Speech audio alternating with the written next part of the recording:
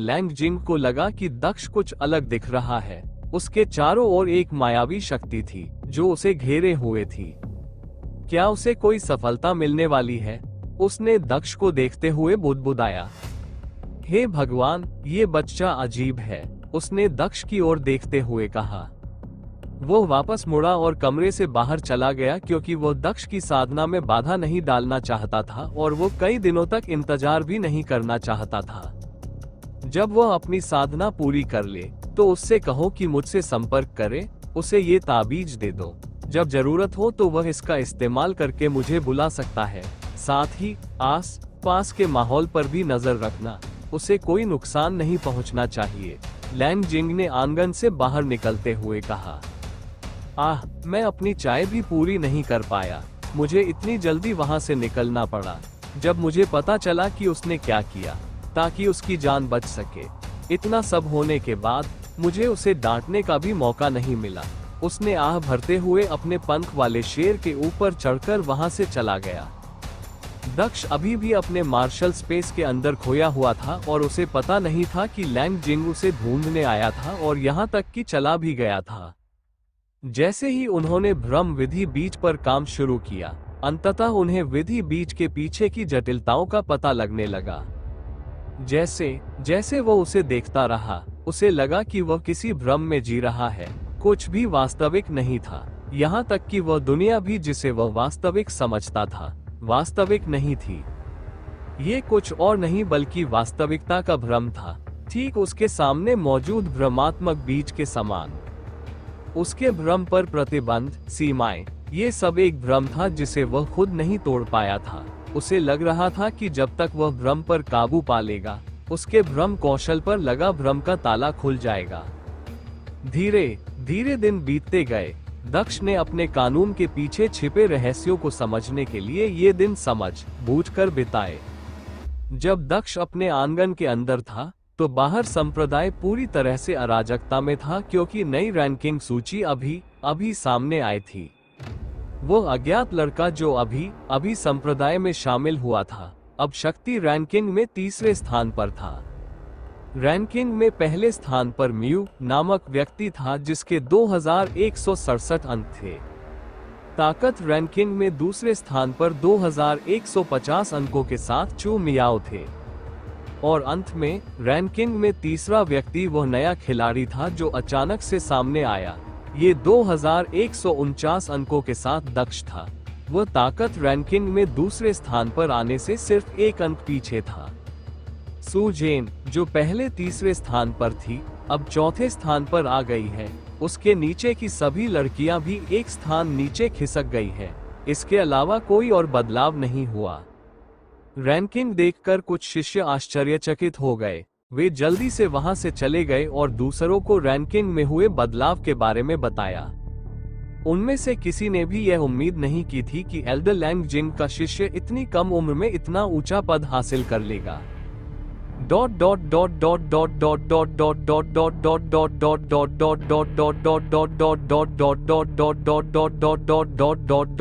अल्पविराम। पीछे एक आंगन में एक आदमी जमीन पर बैठा था। ऐसा लग रहा था जैसे उसने अभी अपनी खेती पूरी की हो। तभी कोई उसे नई रैंकिंग के बारे में बताने आया। दिलचस्प, म्यू चान के बाद एल्डर जिंग को एक और सनकी मिला।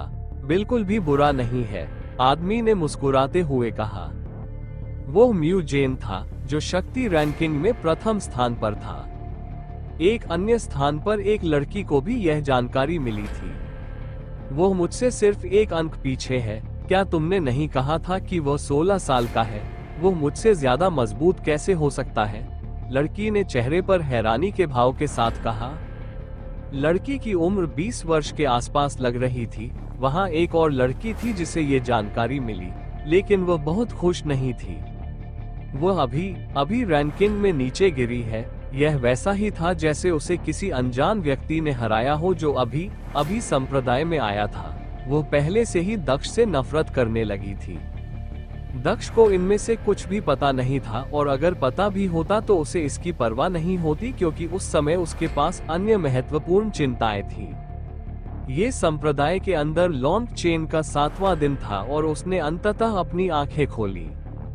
यद्यपि वह ब्रह्म के नियम को पूरी तरह से समझ नहीं पाया था, फिर भी उसे ऐसा महसूस हुआ कि नियम के बारे में उसकी समझ पहले से बेहतर हो गई है। दक्ष खड़ा हुआ और अपनी बाहें फैला दी। इतने लंबे समय के बाद आखिरकार शरीर को हिलाना अच्छा लगा।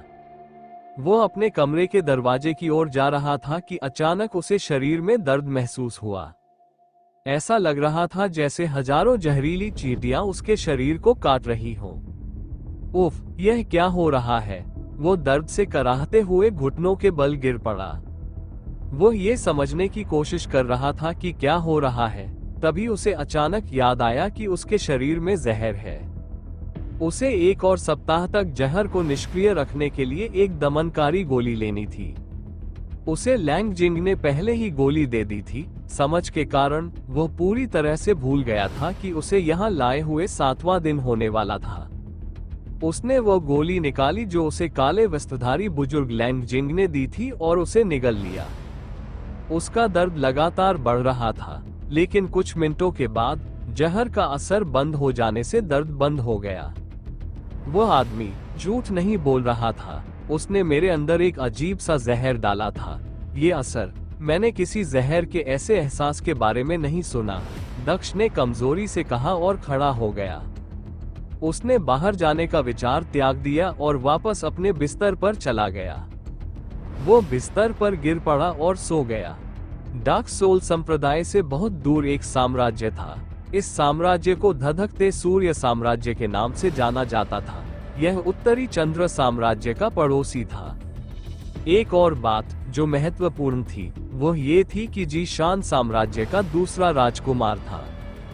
इस समय जी शान, मिंग्यू और झिकविंग वे धधकते सूर्य साम्राज्य के ठीक बाहर थे।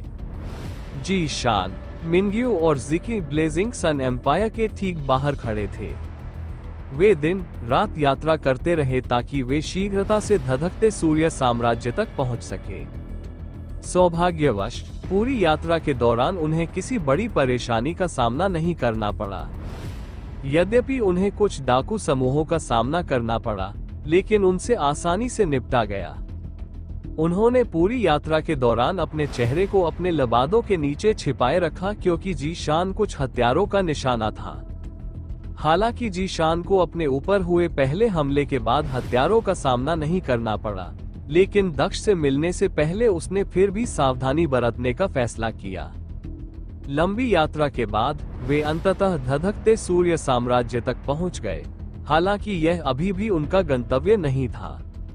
जी शान ने खुद को दुश्मनों से तब तक सुरक्षित नहीं माना जब तक कि वो धधकते सूर्य साम्राज्य की शाही राजधानी में प्रवेश नहीं कर गया।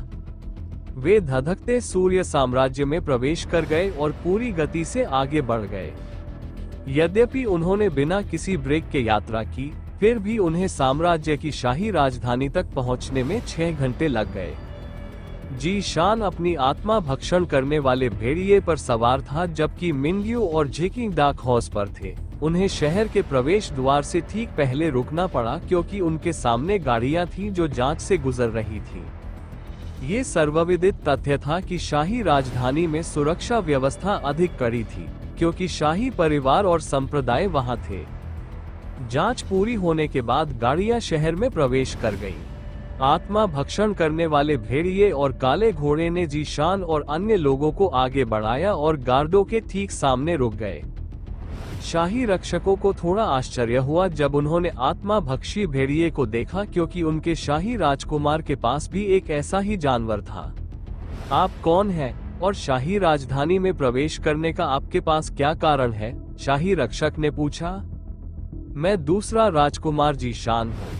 मैं अभी अपने दोस्तों के साथ रोमांचक यात्रा से वापस आया हूँ। इसके अलावा क्या मुझे अपने शहर में प्रवेश करने के लिए वास्तव में किसी कारण की आवश्यकता है?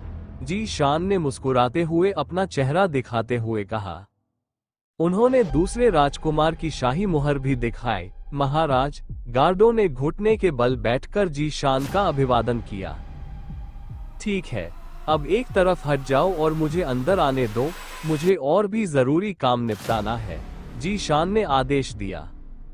रॉयल गार्ड्स ने जल्दी से एक तरफ हटकर उन्हें अंदर जाने दिया।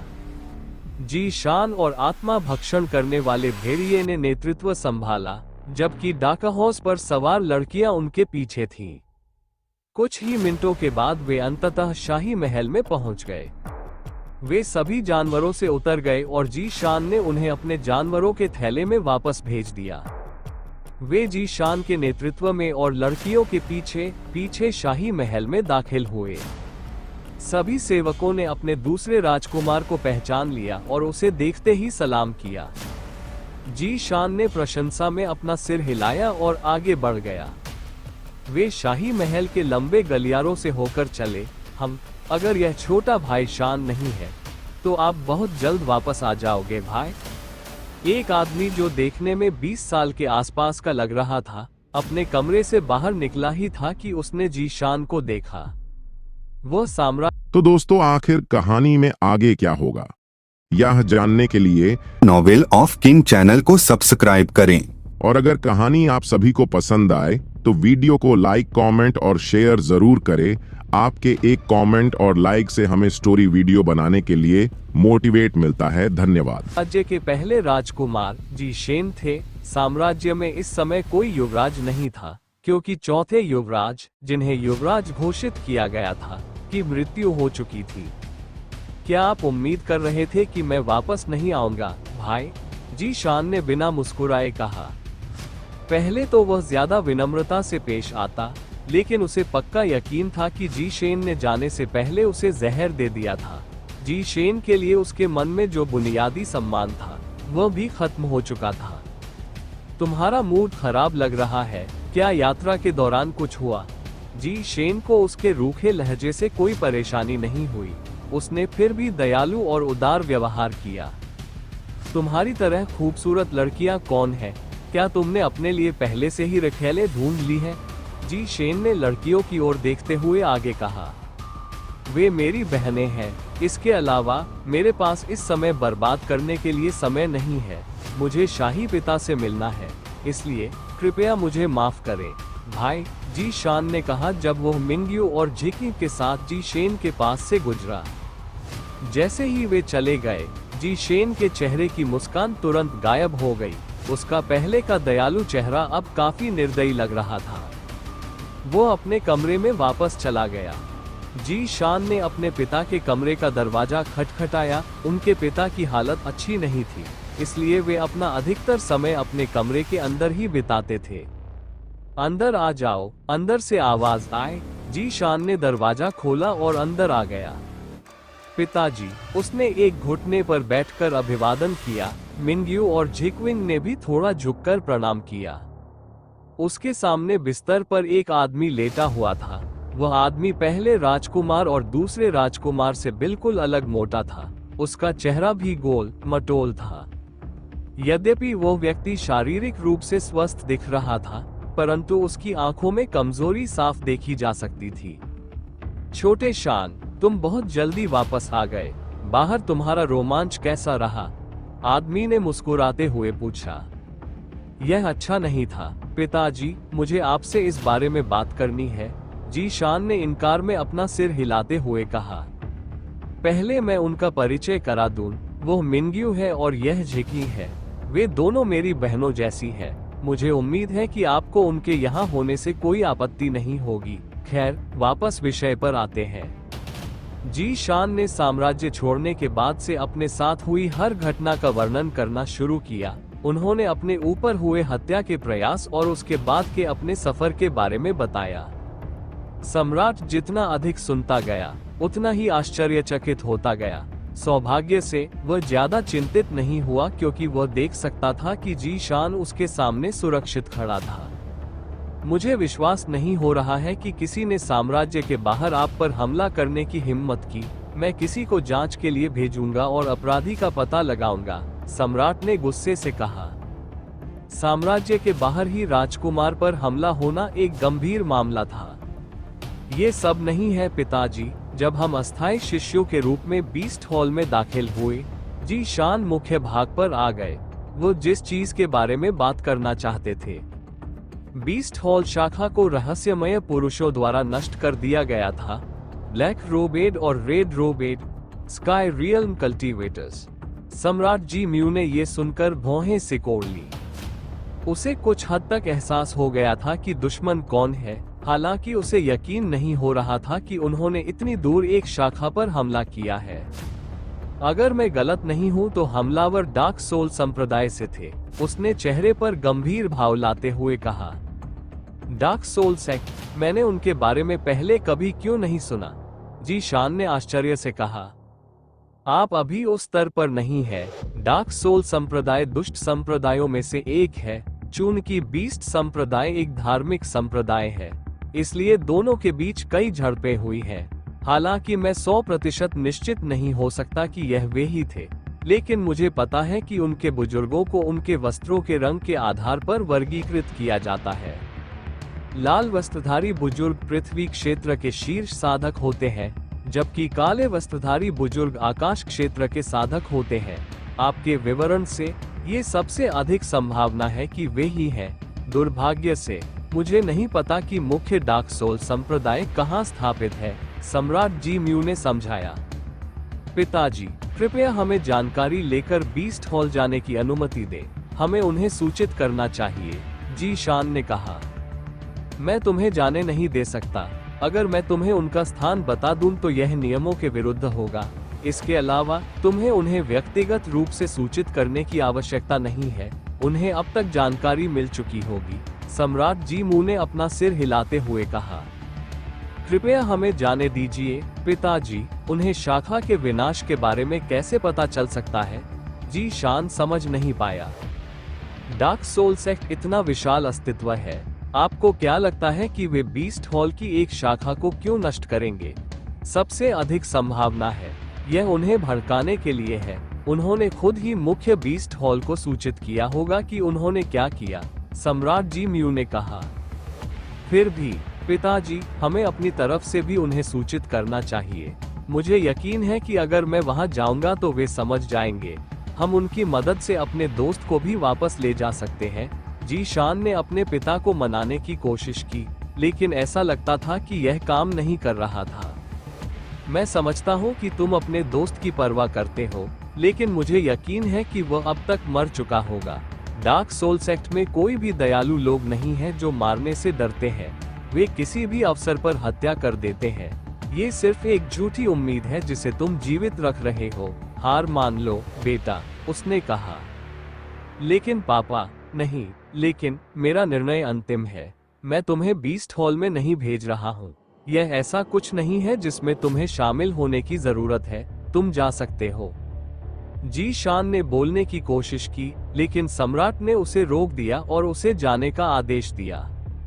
महाराज, मेरे किसी प्रियजन को वे लोग उठा ले गए हैं। मैं आपसे अनुरोध करता हूँ कि कृपया मुझे बीस्ट हॉल का स्थान बताएं। केवल वे लोग ही उन लोगों का स्थान जान सकेंगे। मैं समझती हूँ कि आप अपने बेटे की परवाह करती हैं, इसलिए हम ही जा रहे हैं। मैं आपसे वादा करती हूँ कि राजकुमार शान यहीं रहेगा। हम उसे इसमें शामिल नहीं करेंगे, मिंग्यू ने अनुरोध किया, क्योंकि उसने देखा कि स्थिति उस तरह से नहीं चल रही थी जैसा जी शान ने उम्मीद की थी। मैं तुम्हारी भावना को समझता हूँ छोटी बच्ची, लेकिन मैं बीस्ट हॉल के नियमों से बंधा हुआ हूँ। मैं किसी को भी इसके स्थान के बारे में नहीं बता सकता। अभी यहाँ से चले जाओ, मेरे सोने का समय हो गया है, सम्राट जी म्यू ने मिंग्यू को उत्तर दिया। उसने अपनी आंखें बंद कर ली। जी शान और मिंग्यू ने फिर से बात करने की कोशिश की, लेकिन सम्राट ने सोने का नाटक किया और कोई जवाब नहीं दिया। आखिरकार वे कुछ नहीं कर सके। वे हॉल छोड़कर चले गए। उन्हें योजना बदलनी पड़ी, लेकिन इसके लिए भी समय चाहिए था। जी शान ने मिंग्यू और झिकविन के लिए अपने कमरे के पास वाले कमरे में सोने की व्यवस्था की। धधकते सूर्य साम्राज्य से बहुत दूर एक खूबसूरत पहाड़ था। पहाड़ खूबसूरत बर्फ से ढका हुआ था। इस पहाड़ पर एक खूबसूरत संप्रदाय था जिसे बीस्ट हॉल के नाम से जाना जाता था। यह अपने क्रूर बीस्ट टैमर्स के लिए सबसे प्रसिद्ध था। बीस्ट हॉल इस महाद्वीप की सबसे शक्तिशाली सेनाओं में से एक थी और इसके सभी सदस्यों को शक्तिशाली कहा जाता था क्योंकि उनके पास बहुत सारे शक्तिशाली पालतू जानवर थे जो उनके लिए लड़ते थे। एक बड़े हॉल के अंदर एक आयताकार मेज के चारों ओर लगभग 20 लोग बैठे थे। आश्चर्य की बात यह थी कि हॉल के अंदर ऐसा कोई भी नहीं था जिसकी साधना आकाश क्षेत्र से कमजोर थी। मुख्य कुर्सी पर बैठा व्यक्ति हॉल मास्टर था, जबकि अन्य लोग एल्डर्स थे। हॉल मास्टर की उम्र 50 के आसपास लग रही थी। उसकी दाढ़ी काली थी और बाल लंबे चांदी जैसे थे। हॉल मास्टर, हम अब और चुप नहीं रह सकते। उन लोगों ने हमारे बीस्ट हॉल की शाखा को नष्ट करने की हिम्मत की और शाखा नेता का सिर हमारे दरवाजे पर भेज दिया।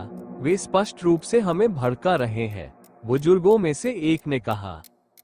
ये सच है। मैं सोच रहा था कि वे अपनी शाखा को नष्ट करने और अपने 4 सितारा शिष्य को मारने के लिए हमसे बदला लेंगे, लेकिन मुझे उम्मीद नहीं थी कि वे इतने कायर होंगे और हमारी शाखा पर हमला करेंगे। एक अन्य एल्डर ने आह भरी। इसमें कोई संदेह नहीं है, उस दुष्ट संप्रदाय को नष्ट किया जाना चाहिए, एक अन्य बुजुर्ग ने कहा। मैं भी सहमत हूँ, हमें कार्रवाई करनी चाहिए। धीरे धीरे सभी बुजुर्गों ने अपनी राय दी और ज्यादातर ने उन पर हमला करने की बात दोहराई। हॉल मास्टर ने उन सब पर नजर डालते हुए आह भरी। क्या यहाँ कोई डार्क सोल संप्रदाय का स्थान जानता है? हॉल मास्टर ने आह भरते हुए पूछा। बुजुर्गों ने अपना सिर हिलाया और नीचे देखने लगे। पिछली बार हम भाग्यशाली थे कि हम उनकी शाखा का पता लगाने में कामयाब रहे और हमने उसे नष्ट कर दिया, लेकिन उनका मुख्यालय, यह अभी भी एक रहस्य बना हुआ है। हम उन पर हमला कैसे कर सकते हैं जब हमें उनका स्थान ही नहीं पता? हॉल मास्टर भारी स्वर में बोला।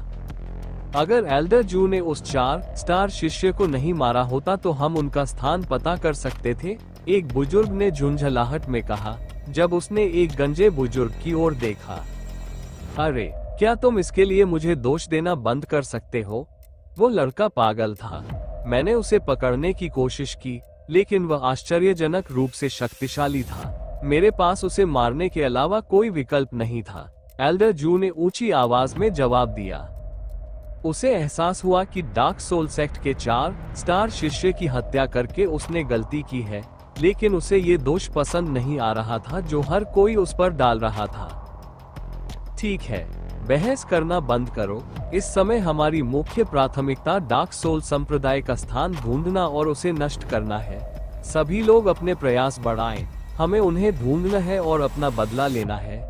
हॉल मास्टर ने सभी को जाने के लिए कहने से पहले अंतिम आदेश दिया। बीस्ट हॉल के अंदर कहीं एक युवा लड़का अभ्यास हॉल के अंदर था। वो उन नए कौशलों का परीक्षण कर रहा था जो उसने अभी सीखे थे। वो तलवार की मुद्रा में आ गया और सामने की दीवार पर वार करने लगा।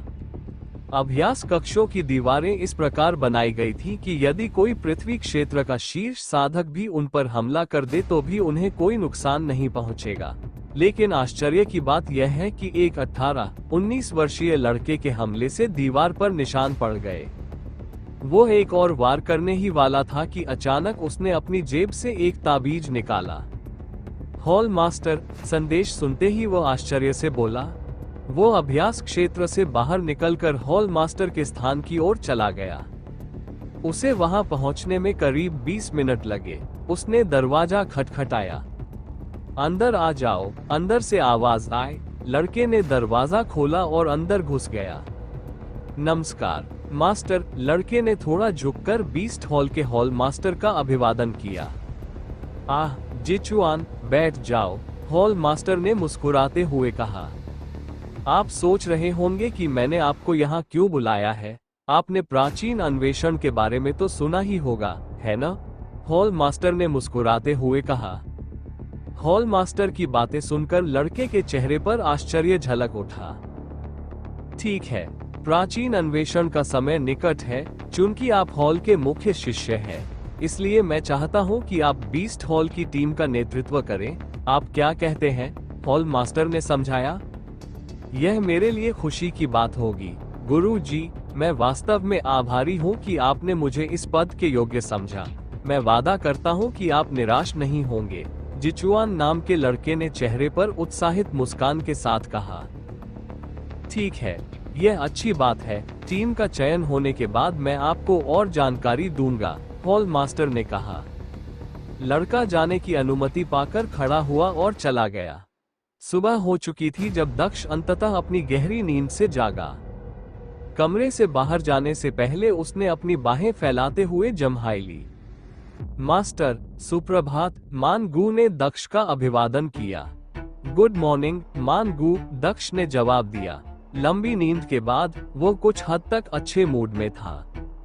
गुरुजी, आपके गुरुजी कुछ दिन पहले आपको खोजते हुए यहाँ आए थे, मान गू ने उन्हें बताया। मेरे गुरु, दक्ष ने अपने चेहरे पर उलझन भरी नजर के साथ कहा। ओह, ठीक है, तुम उसके बारे में बात कर रहे हो, उसने क्या कहा? दक्ष को एहसास हुआ कि वह लैंग जिंग के बारे में बात कर रहा होगा। आखिरकार वह दूसरों की नजर में उसका मालिक था। वह काफी गुस्से में दिख रहा था। उसे पता चल गया होगा कि तुमने किसी का हाथ काट दिया है। तुम्हें व्यस्त देखकर वह चला गया, मान गू ने समझाया। ओह ठीक है, उसने मुझे तुम्हें ये ताबीज देने के लिए कहा था। उसने कहा कि अगर तुम्हें उसकी जरूरत हो तो तुम इसका इस्तेमाल करके उससे संपर्क कर सकते हो, उसने आगे कहा और दक्ष को वह ताबीज दिया जो उसे लैंग जिंग ने दिया था। ओह, मुझे लगता है कि उसने मुझे बचा लिया, जैसा कि मैंने उम्मीद की थी, लेकिन अभी भी हमला होने का खतरा है, दक्ष ने ताबीज लेते हुए मुस्कुराया। रैंकिंग आ गई है ना? दक्ष ने पूछा। हाँ, मास्टर का प्रदर्शन इतना शानदार था कि अब संप्रदाय में हर कोई आपका नाम जानता है। मास्टर ताकत रैंकिंग में तीसरे स्थान पर है, मान गू ने उत्साह से कहा। केवल तीसरा? ओह ठीक है, रैंकिंग के बारे में मैं कुछ नहीं कर सकता जब तक मेरे पास इनाम के रूप में पर्याप्त योगदान अंक है। मुझे भी कोई परवाह नहीं है, दक्ष ने मुस्कुराते हुए कहा। मास्टर के योगदान अंक उनके 4 सितारा शिष्य बैच पर जमा कर दिए गए हैं। अब आप उन अंकों का उपयोग कर सकते हैं। तीसरा स्थान प्राप्त करने के लिए लगभग 3000 योगदान अंक होने चाहिए, मान गू ने कहा। ठीक है, मेरे साथ कीमिया हॉल चलो, मुझे ये समझने में मदद करो कि मैं चीजें कैसे खरीद सकता हूँ, दक्ष ने कहा और उसने अपने हाथ मान गू के कंधों पर रखे और उसे अपने साथ बाहर ले गया। वो मान गू के साथ अपने आंगन से बाहर चला गया। वे संप्रदाय से होते हुए कीमिया हॉल में पहुंचे। रास्ते में कई लोगों ने दक्ष को देखा, लेकिन उन्होंने दक्ष को ऐसे टाला जैसे वो कोई महामारी हो। दक्ष उस समय संप्रदाय में काफी प्रसिद्ध था। 4 सितारा शिष्य का हाथ काटने और फिर शक्ति रैंकिंग में तीसरा स्थान प्राप्त करने से वो पूरे संप्रदाय में प्रसिद्ध हो गया था। अपने उग्र स्वभाव के कारण उसे संप्रदाय का दानव कहा जाता था। उनके बारे में भी कई अफवाहें फैली कि वो संप्रदाय में घूम रहे हैं। एक अफवाह ये थी कि दक्ष ने किसी की गर्दन काट दी थी क्योंकि उसे उसका हेयर स्टाइल पसंद नहीं था। दूसरी अफवाह ये थी कि उसने किसी के पैर काट दिए थे क्योंकि वो व्यक्ति बहुत लंबा था। बहुत से लोग उससे डरते थे। मान गू ने लॉन्ग चेन को कीमिया हॉल के अंदर ले गया। वे काउंटर के सामने खड़े थे। दूसरी तरफ एक 4 स्टार पीले वस्त्रधारी शिष्य बैठा था। तुम्हें क्या चाहिए? आदमी ने मान गू से पूछा। मुझे कुछ नहीं चाहिए, लेकिन मेरे मालिक को कुछ जड़ी बूटियां खरीदनी है, मान गू ने दक्ष की ओर इशारा करते हुए कहा। हालांकि कई लोगों ने दक्ष का नाम सुना था, लेकिन ज्यादातर ने उसे नहीं देखा था। दक्ष के सामने खड़ा लड़का उनमें से एक था। उसने दक्ष की सीना पर 4 सितारा शिष्य बैज देखा। मुझे बताओ कि तुम्हें किन जड़ी बूटियों की जरूरत है और योगदान के अंक ट्रांसफर करो, सामग्री तुम्हें दे दी जाएगी, आदमी ने दक्ष से कहा। दक्ष ने सामग्री की एक सूची। तो दोस्तों, आखिर कहानी में आगे क्या होगा, यह जानने के लिए नॉवेल ऑफ किंग चैनल को सब्सक्राइब करें। और अगर कहानी आप सभी को पसंद आए तो वीडियो को लाइक, कमेंट और शेयर जरूर करें। आपके एक कमेंट और लाइक से हमें स्टोरी वीडियो बनाने के लिए मोटिवेट मिलता है। धन्यवाद। सूची निकाली और मेज के दूसरी ओर बैठे शिष्य को दे दी। आदमी ने सूची को ध्यान से पढ़ा। जितना अधिक वह पढ़ता गया, उतना ही अधिक आश्चर्यचकित होता गया। तुम्हें इन सब की क्या जरूरत है? उसने आश्चर्य से पूछा। मुझे नहीं लगता कि आपको इसके बारे में जानने की जरूरत है, बस मुझे बताइए कि इनकी लागत कितनी होगी, दक्ष ने जवाब दिया। इसके लिए तुम्हें 1000 योगदान अंक देने होंगे। क्या तुम्हारे पास इतने भी हैं? आदमी ने दक्ष से पूछा। ओह, तब तो ठीक है, मुझे जड़ी बूटियां दे दो, मैं जल्दी में हूँ। दक्ष ने जल्दी में जवाब दिया। ठीक है। वो आदमी उठकर पीछे चला गया। वो तुरंत वापस आ गया, लेकिन सूची के बिना। कुछ मिनट बाद एक और व्यक्ति आया। उस व्यक्ति के हाथ में एक थैला था जिसमें औषधीय जड़ी बूटियां और आध्यात्मिक पौधे भरे हुए थे जिनकी दक्ष को जरूरत थी। उसने वो पुड़िया दक्ष को दे दी और चला गया। दक्ष ने अपने बैज से 1000 योगदान अंक स्थानांतरित किए। जैसे ही दक्ष जाने वाला था, उस आदमी ने पूछा, क्या आप भी कीमियागर हैं? मैं ऐसा नहीं हूँ, शायद भविष्य में मैं ऐसा हो जाऊं। दक्ष ने मुस्कुराते हुए जवाब दिया। वो मन गू के साथ वहां से चला गया। दिलचस्प, आदमी ने चेहरे पर एक मनोरंजक मुस्कान के साथ कहा। वो मन गू के साथ वहां से चला गया। जैसे ही दक्ष उस जगह से बाहर आया, वो किसी ऐसे व्यक्ति से मिलने में कामयाब हो गया जिसे उसने पहले भी देखा था। अरे, क्या तुम वही आदमी नहीं हो जिसका हाथ मैंने काट दिया था? माफ करना दोस्त, उस दिन मेरा मूड बहुत खराब था, दक्ष ने कहा जब उसने उस आदमी को कीमिया हॉल की ओर आते देखा। उन्होंने जीवन देने वाली गोली का इस्तेमाल किया होगा। खैर, वो एक काले वस्त्रधारी बुजुर्ग का शिष्य है, इसलिए ऐसा होना स्वाभाविक है, दक्ष ने सोचा जब उसने देखा कि लड़के का हाथ ठीक हो गया था। तुम मुझसे दूर रहो। लड़के ने दक्ष को देखा और डर के मारे जल्दी से कुछ कदम पीछे हट गया। मैं तुम्हें चोट नहीं पहुंचाऊंगा, डरो मत, दक्ष मुस्कुराया और उसके करीब आ गया। मैं तुम्हें चेतावनी दे रही हूँ, करीब मत आओ। दक्ष जितना करीब आने की कोशिश करता, तियु उतना ही दूर चला जाता। ठीक है, चिंता मत करो, मैं जा रहा हूँ, दक्ष ने मुस्कुराते हुए कहा और वह पीछे मुड़ा और विपरीत दिशा में चलने लगा। आप कहाँ जाना चाहते हैं, गुरुजी? मानगू ने दक्ष को अपने आंगन के सामने चलते हुए देखा और पूछा। मैं कौशल हॉल की जांच करने जा रहा हूँ, मैं कुछ नया सीखने के अवसर का आनंद ले सकता हूँ, दक्ष ने मुस्कुराते हुए कहा। तियु ने दक्ष और मानगू को जाते हुए देखा। उनके जाने के बाद ही वह कीमिया हॉल में दाखिल हुआ। ये स्किल हॉल है, मैं केवल इतना ही कह सकता हूँ, मास्टर। हालांकि मेरे पास मास्टर के लिए कुछ सलाह है। चूंकि आपके पास 2000 अंक है, इसलिए आपको स्किल स्पेस में जाने की कोशिश करनी चाहिए। आपको कोई अच्छा कौशल मिल सकता है, मानगू ने दक्ष से कहा। Skill space? मैं इसके बारे में पहली बार सुन रहा हूँ, यह क्या है? दक्ष ने पूछा।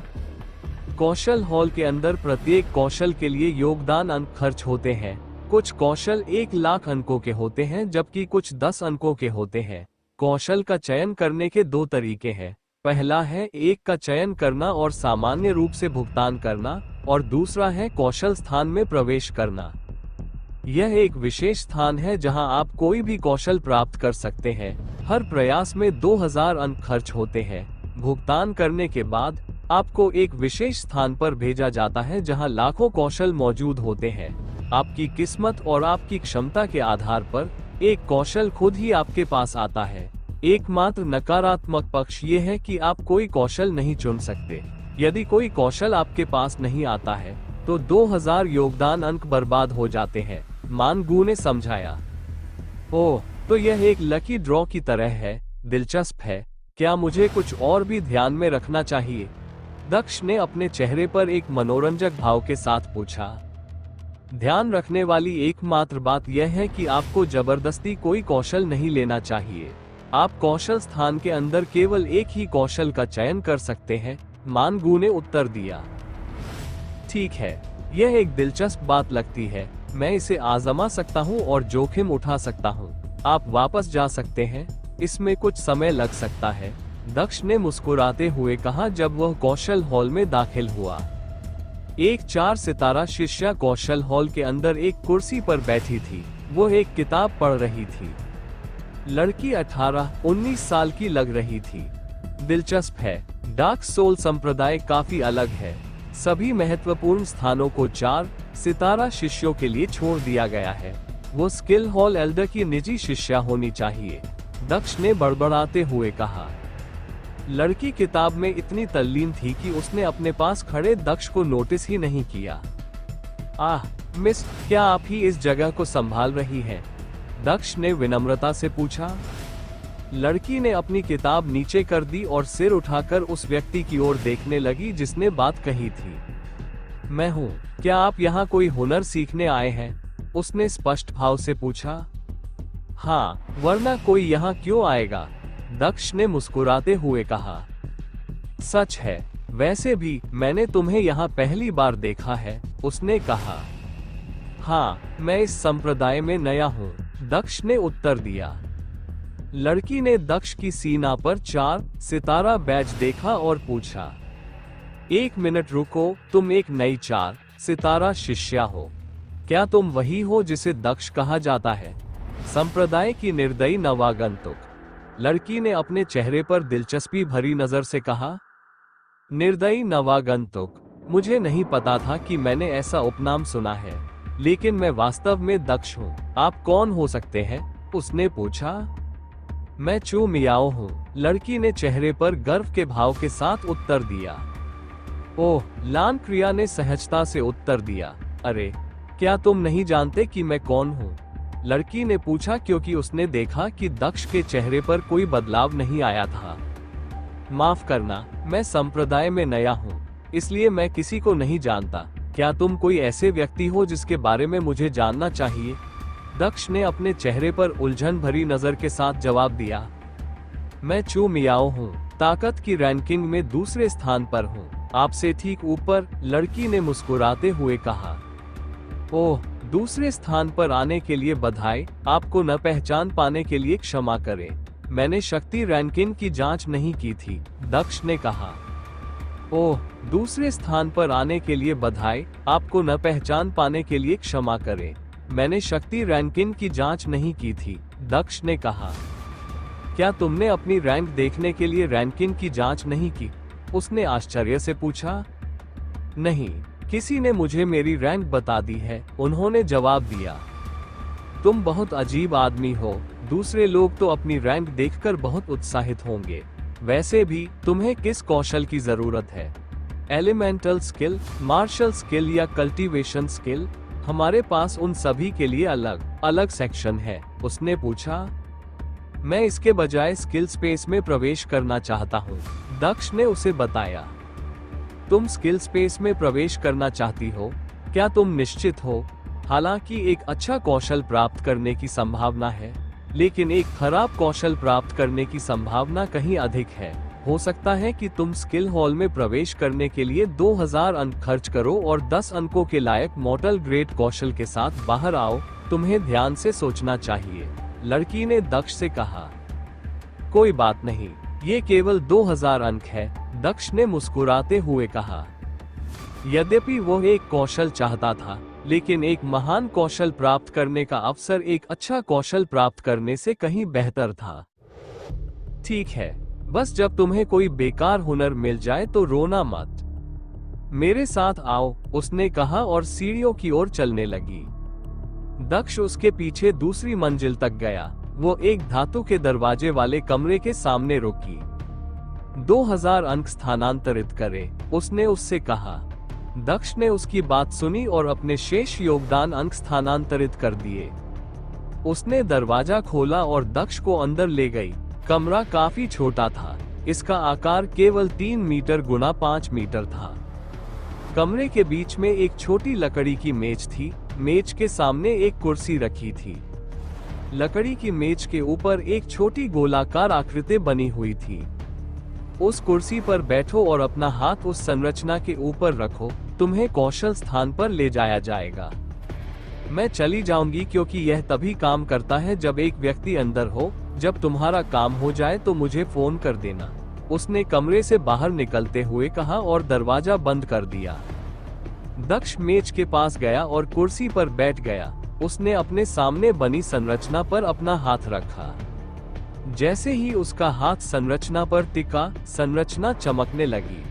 अचानक दक्ष की चेतना एक रहस्यमयी जगह में चली गई।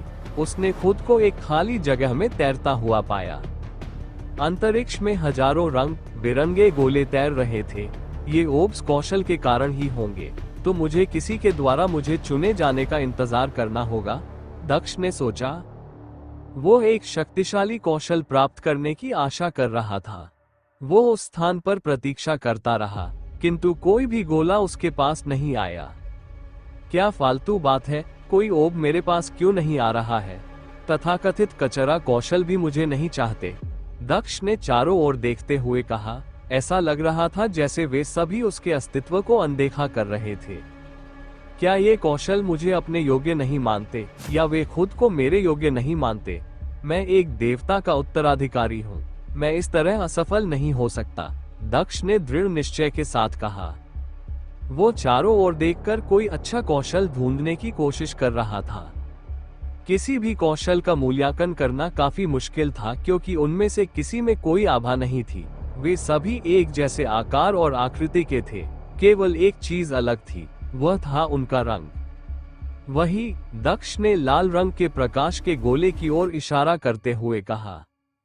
इससे पहले कि वह ओब की ओर बढ़ना शुरू कर पाता, जिस ओब की ओर उसने इशारा किया था वह उत्साह से उसकी ओर आ गया। ऐसा लग रहा था जैसे प्रकाश का वह गोला चुने जाने पर खुश था। क्या फालतू बात है, दक्ष ने आश्चर्य से कहा जब उसने अपने चारों ओर प्रकाश का लाल गोला घूमते देखा। यह अच्छा है कि तुमने मुझे अपना पीछा करने पर मजबूर नहीं किया, कम से कम, दक्ष ने मुस्कुराते हुए कहा और उसने गेंद को छुआ। जैसे ही ओब को छुआ गया, पूरा अंतरिक्ष गायब हो गया। दक्ष ने खुद को छोटे से कमरे में वापस पाया। इसमें कुछ भी भिन्न नहीं था, केवल परिवर्तन ये था कि अब संरचना और उसके हाथ के बीच एक छोटी पुस्तिका थी। उसने किताब उठाई और उसे पलटा, लेकिन किताब पर कोई नाम नहीं था।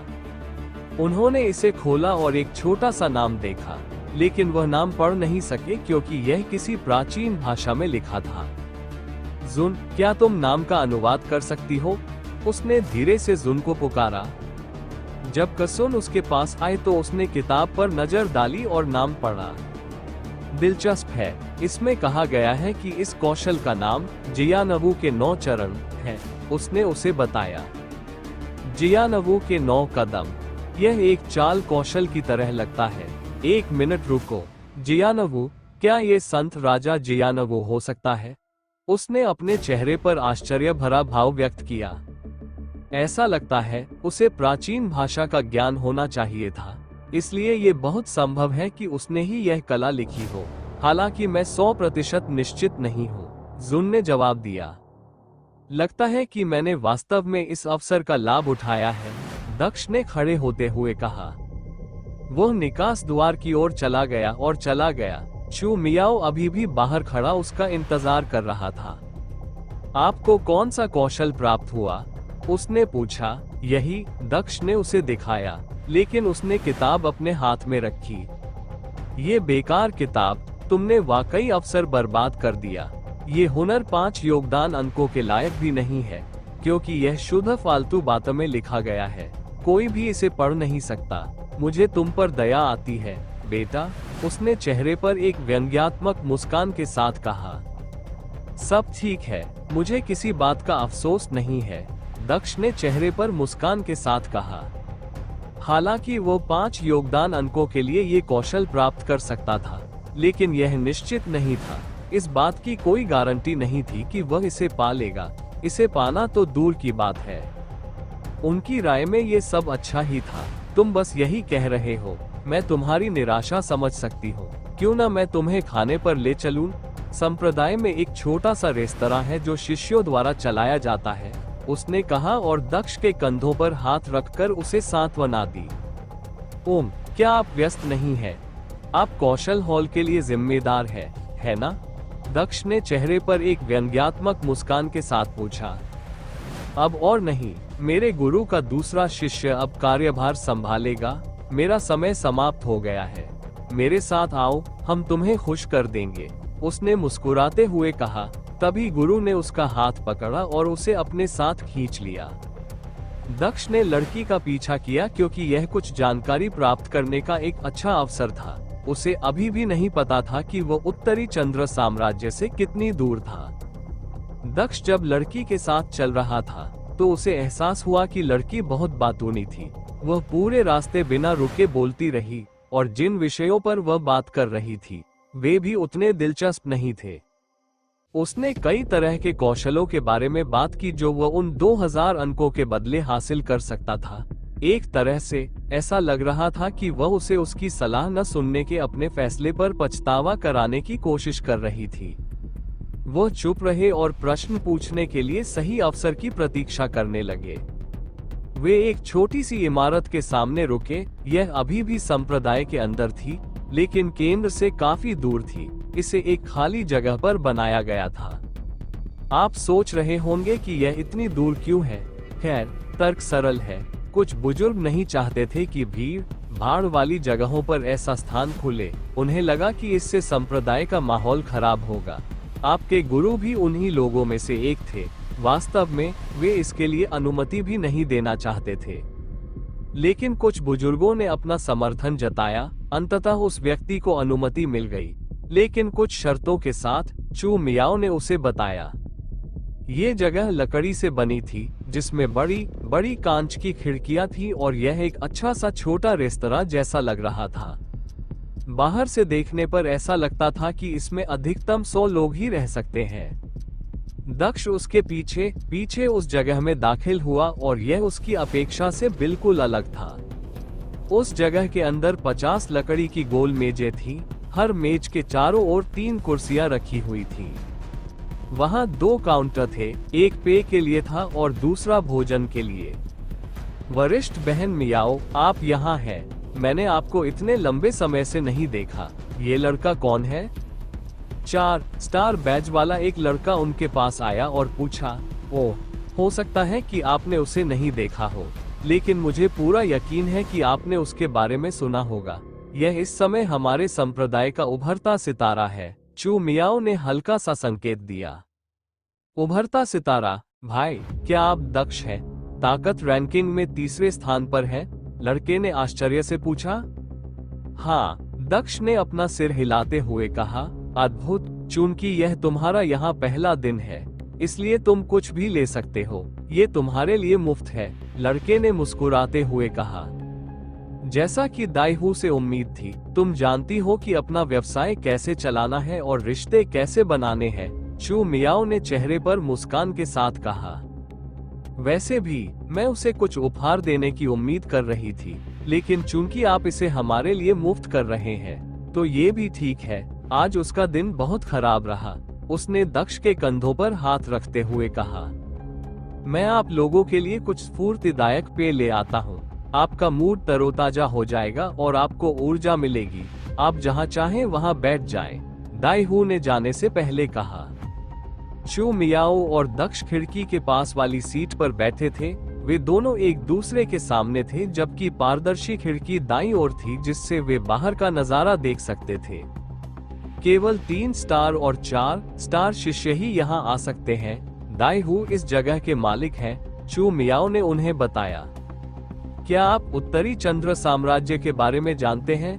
दक्ष ने अचानक पूछा, क्योंकि वह मुख्य विषय पर पहुंच गया था। हाँ, मैंने इसके बारे में थोड़ा सुना है। वहाँ एक बीस्ट हॉल शाखा है ना?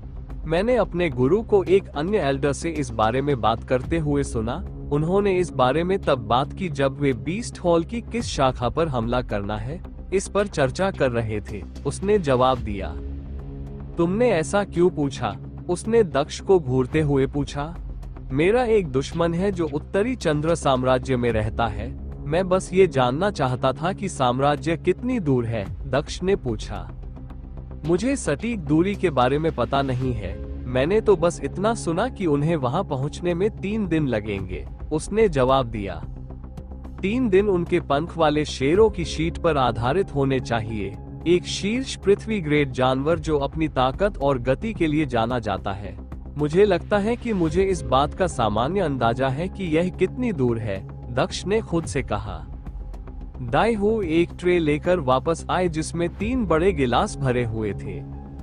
उसने ट्रे मेज पर रख दी और स्वयं उनके पास पड़ी एक कुर्सी पर बैठ गया। आप जानते हैं, आपको उन्हें व्यक्तिगत रूप से लाने की जरूरत नहीं थी। आपने कुछ 3 सितारा शिष्यों को नियुक्त किया है ना? वे ऐसा कर सकते थे। चू मियाओ ने अपने चेहरे पर एक मनोरंजक मुस्कान के साथ कहा जब उसने दाई हू की ओर देखा। ये ठीक है, आखिरकार मेरे पास विशेष अतिथि है। रैंक 2 और रैंक 3 एक साथ, केवल एक बचा है मो, और तिकड़ी पूरी हो जाएगी। दाई हू ने हंसते हुए कहा। हाँ, मुझे नहीं लगता कि वह आदमी यहाँ आने वाला है। वह पार्टी का मजाक उड़ाता है। मुझे नहीं लगता कि वह मजाक का सामना करना भी जानता है। चू मियाओ ने जवाब देते हुए हंसना शुरू कर दिया। मो कौन है? दक्ष ने पूछा। प्रश्न सुनकर दाई हू को कुछ आश्चर्य हुआ। भाई, क्या तुम मेरी टांग खींच रहे हो? ऐसा हो ही नहीं सकता कि तुम नहीं जानते कि म्यू कौन है। उसने चेहरे पर अविश्वास का भाव दिखाते हुए कहा। मुझे नहीं लगता कि वह झूठ बोल रहा है। उसने मुझे पहचाना ही नहीं, भले ही मैंने उसे अपना नाम बताया हो। ऐसा लगता है कि इस आदमी को बाहरी दुनिया के बारे में जानने की कोई परवाह नहीं है। उसने मुस्कुराते हुए जवाब दिया। वैसे भी मैं आपको बता दूं, म्यू संप्रदाय गुरु का निजी शिष्य है। वह 4 सितारा शिष्य है जो शक्ति रैंकिंग में प्रथम है। इतना ही नहीं, बल्कि वह आर्टिफिसर रैंकिंग में भी प्रथम स्थान पर है। उसने समझाया। कोई 2 रैंकिंग में शीर्ष पर है, तो क्या वो डेमन रैंकिंग में शामिल हो गया? दक्ष ने पूछा। ठीक है, सीनियर ने डेमन रैंकिंग का प्रयास किया था, लेकिन मुझे लगता है कि वह असफल हो गया। उसे डेमन रैंकिंग नहीं मिली। दाई हू ने इस बार समझाया। उसे विश्वास होने लगा था कि दक्ष वास्तव में म्यू को नहीं जानता था। यहाँ तक कि प्रथम रैंक वाला भी दानव रैंकिंग में नहीं आ सका। क्या कोई ऐसा था जो रैंक पाने में कामयाब रहा? दक्ष ने पूछा। कुछ लोग ऐसे भी हैं जो अपनी राक्षसी रैंकिंग पाने में कामयाब रहे हैं। वे सभी अब एल्डर्स या ब्लैक रोबेड एल्डर्स हैं। वास्तव में मैंने सुना है कि आपके गुरु एक समय में राक्षस रैंकिंग में प्रथम स्थान पर थे। उनकी पीढ़ी के बाद कोई भी दानव रैंकिंग में आने में कामयाब नहीं हुआ। एक व्यक्ति को छोड़कर कोई भी नहीं, उसने भारी स्वर में कहा। कौन? दक्ष ने पूछा। वरिष्ठ म्यूचान, उसने जवाब दिया।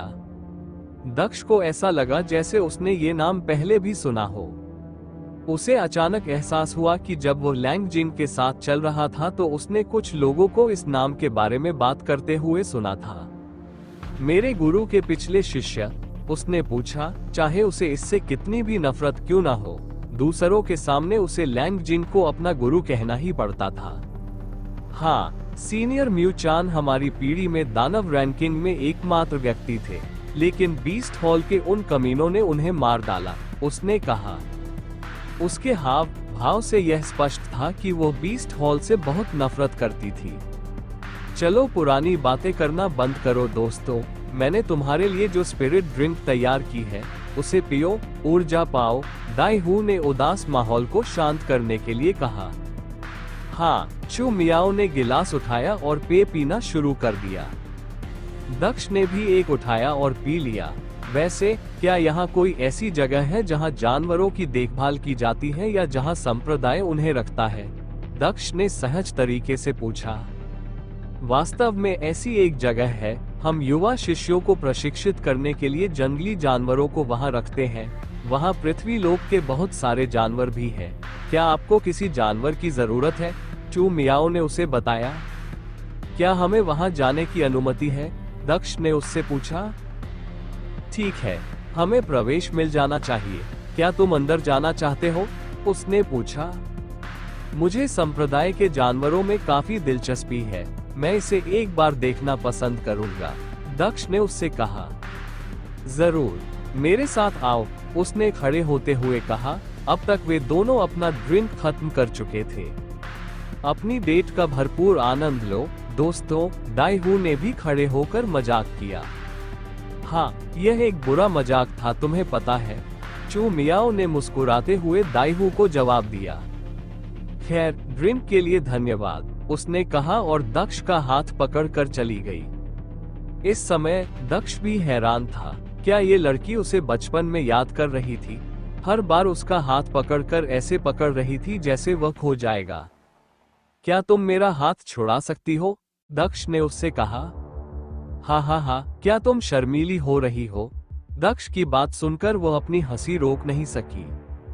दक्ष उसकी चिढ़ाने से काफी परेशान हो रहा था। हे भगवान, तुम तो बहुत बच्चे हो। ठीक है, मैं तुम्हें आजाद कर दूंगी, उसने उसका हाथ छुड़ाते हुए कहा।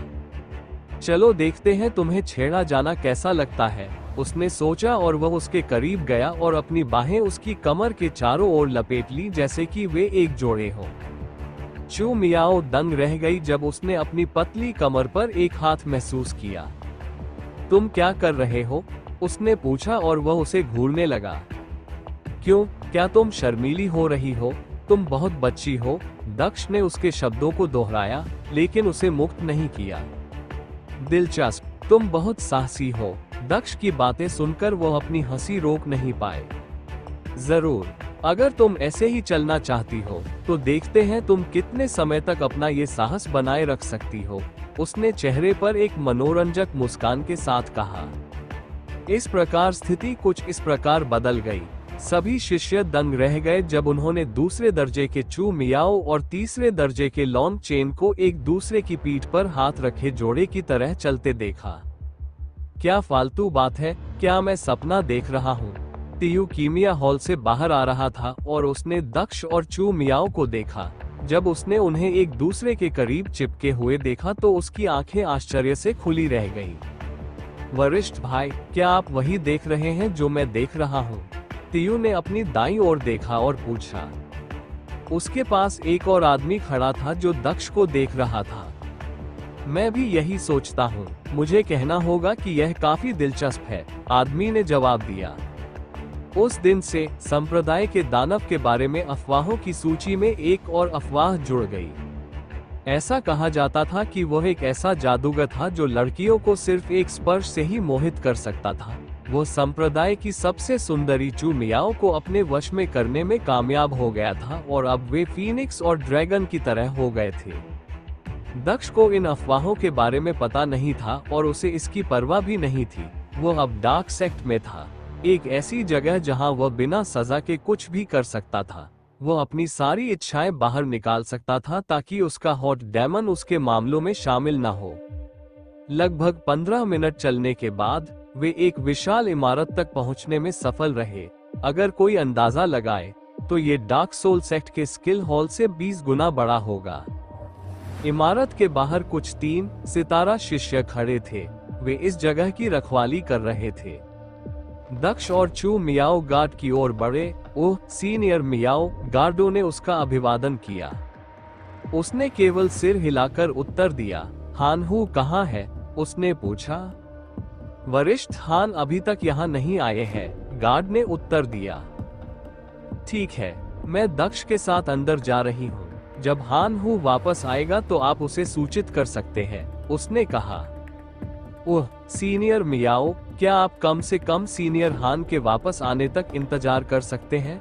उन्होंने हमसे कहा है कि उनकी अनुमति के बिना किसी को भी अंदर न आने दे, गार्ड ने क्षमा प्रार्थी स्वर में कहा। हाँ, क्या आपको लगता है कि आपके वरिष्ठ हान में मेरी अवहेलना करने का साहस होगा? मुझे तो छोड़िए, क्या आपको लगता है कि वह संप्रदाय के दानव दक्ष का भी विरोध कर सकता है?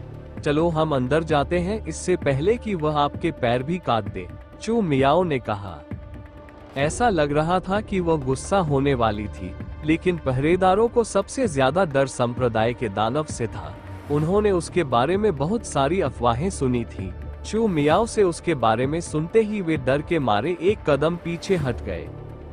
हम केवल दर्शनीय स्थलों की यात्रा के लिए अंदर जा रहे हैं, हम कुछ भी चुरा नहीं सकते।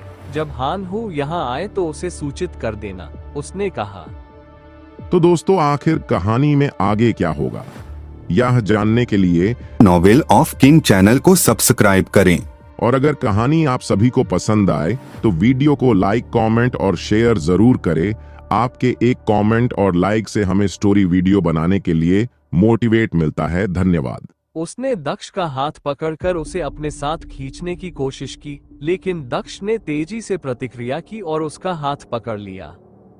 वो उसका हाथ अपने हाथ में लेकर आगे चला और हॉल में दाखिल हुआ। जब दक्ष उस जगह में दाखिल हुआ तो वह काफी आश्चर्यचकित हुआ। ये जगह इतनी बड़ी थी कि ऐसा लग रहा था जैसे धरती पर कोई बड़ा चिड़ियाघर हो। इस जगह के अंदर सैकड़ों जानवर थे, लेकिन वे सभी एक अर्ध पारदर्शी बॉक्सनुमा अवरोध के अंदर थे। वहां सैकड़ों ऐसे अवरोधक बक्से थे जिनमें जानवर रखे हुए थे। उस जगह पर कोई दीवार नहीं थी, ये सिर्फ एक बड़ा हॉल था जिसमें जानवर अलग अलग अवरोधकों के अंदर थे। उसने जानवरों के बीच कुछ पंख वाले शेर भी देखे। अद्भुत है ना? वहाँ कुछ शक्तिशाली जानवर भी हैं। दुर्भाग्य से मैं किसी जानवर को वश में नहीं कर सकती, अन्यथा मैं उसे अपने साथ ले जाती। उसने निराशा से नीचे देखते हुए आह भरी। उसने अपना सिर उठाया और दक्ष की ओर देखा, लेकिन उसे एहसास हुआ कि वह उसकी ओर देख भी नहीं रहा था। उसने हॉल में इधर उधर देखा जैसे वह किसी को ढूंढ रहा हो। जब उसे वहां कोई नहीं मिला तो वह बाधाओं के बीच से हॉल में अंदर की ओर चलने लगा और उसकी नजर जानवरों पर बनी रही। उस जगह पर जानवरों की इतनी विविधता थी। वहां पंखों वाला शेर, डार्क स्पिरिट कौवा, शक्तिशाली सींग वाला घोड़ा, आर्बोरेटम मधुमक्खी, स्वर्गीय मौत बिच्छू, गहरा सांसारिक शेर, बख्तरबंद क्रिस्टल थे, हाथी और भी बहुत कुछ। हालांकि उसे किसी और की परवाह थी, वह ओरान की तलाश में था। उन्होंने 1 घंटे से अधिक समय तक हॉल में खोजबीन की, लेकिन उन्हें ओरान का कोई सुराग नहीं मिला। कुछ देर बाद उसे यकीन हो गया कि ओरान यहाँ नहीं है। चू मियाओ अभी भी प्रवेश द्वार पर दक्ष का इंतजार कर रहा था। दक्ष ओरान की तलाश में हॉल के दूसरी ओर चला गया था, लेकिन उसे निराशा ही मिली। वो पीछे मुड़ा और बाहर निकलने की ओर चलने लगा। तभी उसे कुछ नजर आया। उसे ऐसा महसूस हुआ जैसे उसने पास में कुछ हिलता हुआ देखा हो। दक्ष एक अर्ध पारदर्शी बॉक्स के कोने की ओर गया और उसने देखा कि उसके पीछे एक छोटा कमजोर सा सांप छिपा हुआ था। लिटिल गाय, क्या तुम बाधा से बच निकले? दक्ष ने सहजता से पूछा। हालांकि वह जानता था कि उसे जवाब नहीं मिलेगा, फिर भी उसे छोटे जानवरों से बात करना पसंद था। छोटे सांप की चौड़ाई लगभग 5 सेंटीमीटर और लंबाई 1 मीटर थी। तुम्हारे पिता को, यानी मुझे, किसी अवरोध से भागने की क्या जरूरत है? क्या तुम्हें लगता है कि वह कचरा तुम्हारे पिता को पकड़ सकता है? अप्रत्याशित रूप से उन्हें उत्तर मिला, क्या फालतू बात है। यही एक बात थी जिसने दक्ष के मुंह से आश्चर्य में छोड़ा। तुम किसे फालतू बात कह रहे हो? तुम फालतू बात हो। तुम्हारा पूरा परिवार फालतू बात है। तुम्हारा पिता, मैं आध्यात्मिक सांप सम्राट हूँ। सांप ने उत्तर दिया। दिलचस्प है, कोई सांप सम्राट प्रजाति से है। दक्ष, तुम्हें उस जानवर को वश में करना होगा। दक्ष के सिर में झुन की आवाज उभरी। क्या यह आदमी सचमुच इतना खास है? दक्ष ने मन ही मन पूछा। मैं इसे बाद में समझाऊंगी, अभी तो इसे बस वश में करो। जरूरत पड़ने पर तुम बल का प्रयोग कर सकते हो, उसने उसे उत्तर दिया। हा, तुम चुप हो गए हो। खैर, ये सामान्य प्रतिक्रिया है। इस सम्राट का आकर्षण इतना घातक है कि मैं इसके बारे में कुछ नहीं कर सकता। ये सब भगवान का दिया हुआ उपहार है। सांप ने फिर से दक्ष से कहा, क्योंकि उसने उसे चुपचाप बैठे देखा था। अब यहाँ से चले जाओ, अपने पिता को आराम करने दो। सांप ने फिर कहा। तुम्हारा मुंह बहुत गंदा है ना? वैसे तुम मेरे पालतू जानवर बन जाओ तो कैसा रहेगा? दक्ष ने बिना लड़े उसे सहमत कराने की कोशिश की। हा, तुम्हारा चेहरा देखकर मुझे लगा कि तुम्हें कॉमेडियन होना चाहिए। जैसी कि उम्मीद थी, तुम्हारे पिता, मैं, कभी गलत नहीं होते। सांप ने प्रसन्न स्वर में उत्तर दिया। ये बहुत कठिन रास्ता है, दक्ष ने कहा और उसने सांप को पकड़ने के लिए अपना हाथ उसकी ओर बढ़ाया, लेकिन उसी क्षण सांप की आंखें चमकने लगी। दक्ष समय रहते रुक गया। ऐसा लग रहा था जैसे उसे लकवा मार गया हो और वह हिल भी नहीं पा रहा हो। तुम्हें अपने पिता की बात माननी चाहिए थी। मैं अब जा रहा हूँ। मेरे सामने अपना बदसूरत चेहरा फिर कभी मत दिखाना। सांप कोने से बाहर आया और दक्ष के पास से फिसल गया। दक्ष ने मन ही मन कोसा। जैसे ही उसने अंतरिक्ष के अपने नियम का प्रयोग करना शुरू किया, उसकी आंखों का रंग बदलकर तारों जैसा काला हो गया। उन्होंने टेलीपोर्टेशन का प्रयोग करते हुए प्रतिबंध की सीमा को तोड़ दिया और एक अलग स्थान पर प्रकट हुए। सौभाग्यवश वो स्थान जहां वो दिखाई दिया वह भाग रहे सांप के ठीक बगल में था। उसने जल्दी से सांप की गर्दन पकड़ ली और उसे हवा में उठा लिया। अरे बेऔलाद बेटे, क्या मैंने तुम्हें इसलिए जन्म दिया कि तुम मुझे, अपने पिता को, चोट पहुंचा सको? मुझे छोड़ दो, सांप ने शाप दिया। चलो देखते हैं कि तुम अब कैसे बचकर निकलोगे, दक्ष ने मुस्कुराते हुए कहा और उसने अपने दाहिने हाथ का अंगूठा हल्के से काट लिया। इससे रक्त बहने लगा। क्या फालतू बात है, उसने आश्चर्य से कहा, क्योंकि उसने देखा कि सांप का आकार बढ़ता जा रहा था। उसका आकार इतनी तेजी से बढ़ रहा था कि उसे पकड़ने में पहले से ही कठिनाई हो रही थी। वो और अधिक समय बर्बाद नहीं करना चाहता था, इसलिए उसने जल्दी से अपना रक्त सांप के माथे पर लगा दिया। उफ! सांप को अपने शरीर में कट का एहसास हुआ और वो छोटा होने लगा तथा अपने मूल आकार में वापस आ गया। लिंक स्थापित होने से पहले यह 1 मिनट तक चमकता रहा। अजीब बात है, ये बहुत तेज था। तुमने जरा भी विरोध नहीं किया, है ना? दक्ष ने सांप को देखते हुए हंसते हुए कहा। विरोध करने से क्या लाभ? मुझे लगा कि अगर मैंने विरोध किया तो मैं मर जाऊंगा और मैं मरना नहीं चाहता।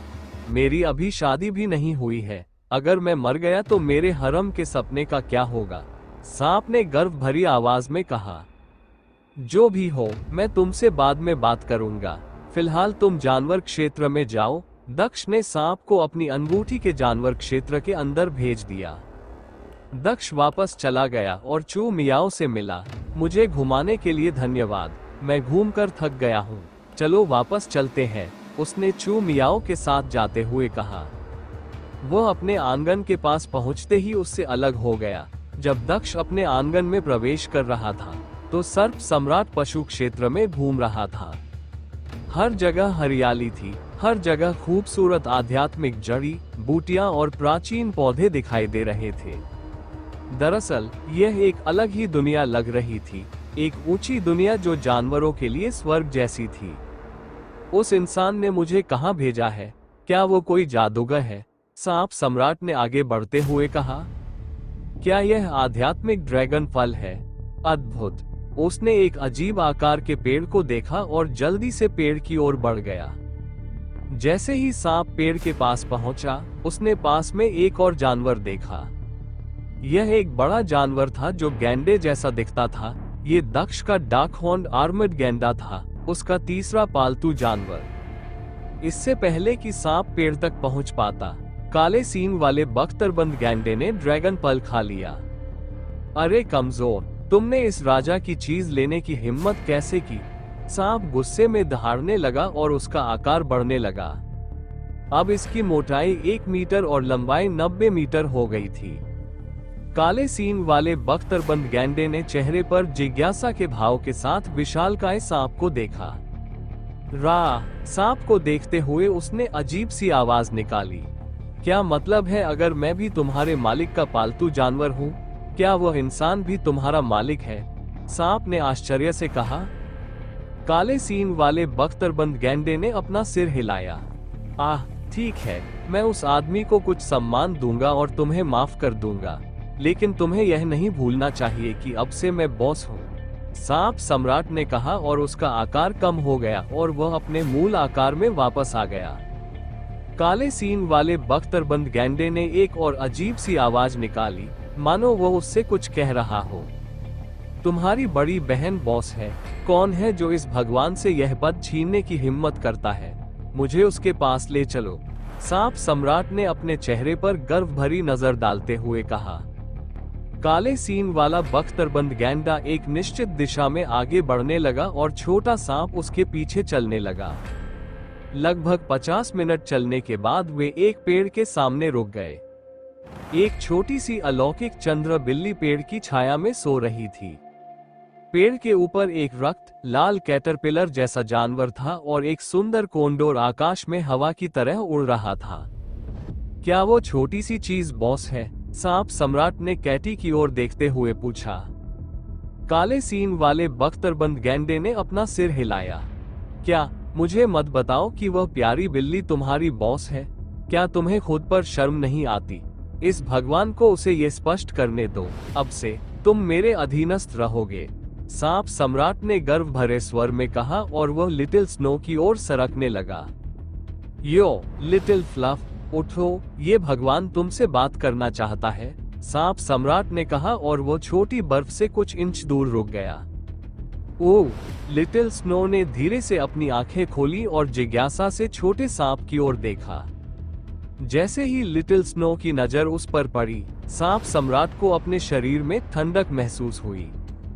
सांप सम्राट के पास प्राचीन जानवर का रक्त था, लेकिन ये पहली बार था जब उसने उस प्राचीन रक्त से कोई प्रतिक्रिया महसूस की। यह उसे डरने के लिए कह रहा था। तुम क्या हो? सांप सम्राट ने पूछा। ओह, लिटिल स्नो ने जिज्ञासा में अपना दिल बगल की ओर झुका लिया। तुम जवाब नहीं देना चाहते, है ना? खैर, मैं अपनी अंतरात्मा की आवाज सुनूंगा और सिंहासन के लिए तुमसे नहीं लड़ूंगा। इस भगवान की महानता के लिए आभारी रहो, तुम प्यारे जानवर। सांप सम्राट ने अपनी हार स्वीकार कर ली, लेकिन वह अपने बारे में शेखी बघारना नहीं भूला। वास्तविक दुनिया में वापस आकर दक्ष अपने बेडरूम में प्रवेश कर चुका था और दरवाजा बंद कर चुका था। वो अपने बिस्तर पर बैठ गया और सांप सम्राट को पुकारने लगा। एक छोटा सा सांप उसकी प्राचीन अंगूठी से निकलकर उसके सामने आ गया।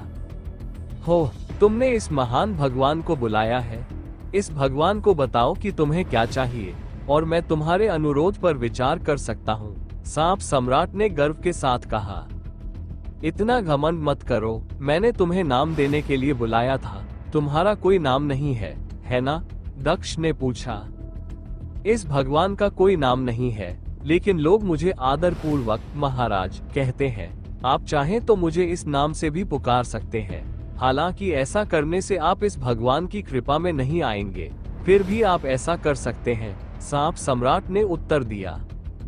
तुम्हें पता है, मुझे समझ नहीं आ रहा है कि मुझे तुम्हारी हरकतों पर हंसना चाहिए या नाराज होना चाहिए, दक्ष ने हंसते हुए कहा।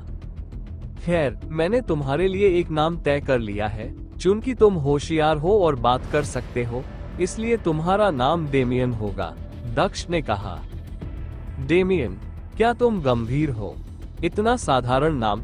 ये भगवान ड्रैगन राजा या देव सम्राट जैसे नाम के हकदार हैं और तुमने मुझे इतना सामान्य नाम दिया, सांप सम्राट ने कहा। मैं तुम्हें संक्षेप में दामी कहूंगा, दक्ष ने मुस्कुराते हुए कहा। उसे ये छोटा सा लड़का बहुत पसंद आ रहा था। हालांकि वह थोड़ा दिखावा करने वाला था, लेकिन उससे बात करना कभी उबाऊ नहीं लगता था। खैर, अब जब हमारी बात पूरी हो गई है, तो वापस मुद्दे पर आते हैं। तुम उस जगह पर क्या कर रहे थे? दक्ष ने पूछा। मैं एक पत्नी की तलाश में था, डमी ने कहा। गंभीरता से बोलो, तुम नहीं चाहोगे कि मैं तुम्हारा नाम बदलकर क्यूटी पाई रख दूं, है ना? कल्पना करो कि तुम एक भयंकर युद्ध में हो और मैं तुम्हें क्यूटी पाई कहूं। जरा सोचो कि दुश्मन भगवान पर कितना हंसेगा। क्या तुम सच में जवाब नहीं देना चाहते? दक्ष ने अपने चेहरे पर एक मनोरंजक भाव के साथ कहा। तुम्हारी हिम्मत है इस राजा को धमकी देने की। अगर तुम्हें लगता है कि धमकी काम करेगी, तो तुम सही हो।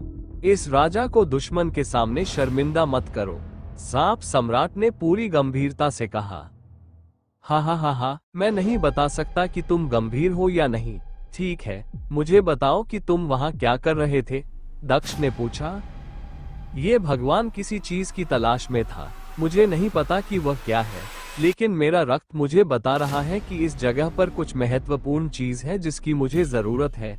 मुझे नहीं पता कि वह क्या है, मैं बस बेतरतीब ढंग से उसे ढूंढ रहा था। उम्मीद है कि वह जो भी हो, उसे पालूंगा, सांप सम्राट ने कहा। दक्ष को महसूस हो गया कि डेमियन गंभीर था। ये भगवान किसी चीज की तलाश में था। मुझे नहीं पता कि वह क्या है, लेकिन मेरा रक्त मुझे बता रहा है कि इस जगह पर कुछ महत्वपूर्ण चीज है जिसकी मुझे जरूरत है। मुझे नहीं पता कि वह क्या है, मैं बस बेतरतीब ढंग से उसे ढूंढ रहा था। उम्मीद है कि वह जो भी हो, उसे पालूंगा, सांप सम्राट ने कहा। दक्ष को महसूस हो रहा था कि तो दोस्तों, आखिर कहानी में आगे क्या होगा, यह जानने के लिए नॉवेल ऑफ किंग चैनल को सब्सक्राइब करें। और अगर कहानी आप सभी को पसंद आए तो वीडियो को लाइक, कमेंट और शेयर जरूर करें। आपके एक कमेंट और लाइक से हमें स्टोरी वीडियो बनाने के लिए मोटिवेट मिलता है। धन्यवाद। इस बार डेमियन झूठ नहीं बोल रहा था। क्या तुम्हें पता है कि जिस चीज को तुम खोज रहे हो वह कहाँ है? दक्ष ने पूछा। ये भगवान केवल इतना ही जानता है कि यह इस घाटी में कहीं है। सर्वशक्तिमान देव राजा होने के बावजूद ये भगवान सटीक स्थान नहीं बता सकता। हो सकता है कि स्वर्ग मेरा विरोध करने की कोशिश कर रहा हो क्योंकि वे इस भगवान की सुंदरता से ईर्ष्या करते हैं, सांप सम्राट ने कहा। ठीक है, अब आप वापस जा सकते हैं। ओह ठीक है, क्या आप जानवरों के क्षेत्र में दूसरों से मिले? हाँ, मैं उनसे मिला। जिस क्षण उन्होंने इस भगवान के आकर्षण को देखा, वे मुझे अपना बॉस बनाने के लिए दौड़े चले आए। चूंकि मैं मूड में नहीं था, इसलिए मैंने छोटे से प्यारे को बॉस बना दिया। मैं छाया में अंधेरे हाथ बनकर खुश हूँ जो पीछे से सब कुछ नियंत्रित करता है, उसने जवाब दिया। छोटी सी प्यारी, क्या तुम लिटिल स्नो की बात कर रही हो? यही बात होगी, वो परिवार में सबसे बड़ी है। ठीक है, ठीक से व्यवहार करो, दक्ष ने कहा और उसने सांप सम्राट को वापस भेज दिया। दक्ष खड़ा हुआ और बिस्तर को अपने भंडारण रिंग के अंदर रख दिया क्योंकि उसने कमरे में अपने कढ़ाई के लिए जगह बनाई थी। उसने वह कढ़ाई निकाली जिसके एक ओर सूर्य का तथा दूसरी ओर चंद्रमा का निशान था। मेरे पास सिर्फ 100 जहर की दवाई का नुस्खा है, लेकिन अगर मैं गलत नहीं हूँ तो इस कढ़ाई में कुछ जादुई प्रभाव है जो इसे 1000 जहर की दवाई बना सकते हैं। उम्मीद है यह आज भी काम करेगा, दक्ष ने आग जलाते हुए मन ही मन सोचा। उन्होंने गोली बनाने की प्रक्रिया शुरू की, साथ ही उन्होंने सही तरीके से एकत्रित जड़ी बूटियों और अन्य सामग्रियों को कढ़ाई के अंदर रखना शुरू किया। उन्होंने अपना पूरा ध्यान कढ़ाई और लौ के तापमान पर रखा तथा आवश्यकतानुसार तापमान को समायोजित करते रहे। काफी प्रयास के बाद आखिरकार उसने दवा खत्म कर दी। उसे गोली की ताज़ा खुशबू आ रही थी। उसने कढ़ाई का ढक्कन खोला और अंदर 5 काली गोलियां देखी। उसने एक गोली उठा ली और उसे ध्यान से देखने लगा। ये वास्तव में 1000 जहर की दवा है, दक्ष ने चेहरे पर संतुष्टि के भाव के साथ कहा। उसने गोली तुरंत निगल ली, जबकि अन्य 4 गोलियों और कढ़ाई को बाद में उपयोग के लिए अपने भंडारण रिंग में रख लिया। उसने बिस्तर को अपने भंडारण रिंग से बाहर निकाला और उसे उसके मूल स्थान पर रख दिया। उसे अपने शरीर में कोई अंतर महसूस नहीं हुआ, लेकिन उसे यकीन था कि गोली काम कर रही होगी। उन्होंने 15 मिनट तक इंतजार किया, लेकिन हालात सुधरने के बजाय और बिगड़ने लगे। उसे महसूस हो रहा था कि जहर और भी ज्यादा सक्रिय हो रहा है। उसका पूरा शरीर दर्द कर रहा था। उसे ऐसा लग रहा था मानो हजारों तलवारें उसके शरीर के हर इंच पर वार कर रही हो। वह घुटनों के बल बैठ गया और उसे महसूस हुआ कि उसका सिर घूम रहा है। उसे एहसास हुआ कि उसने गलती कर दी है।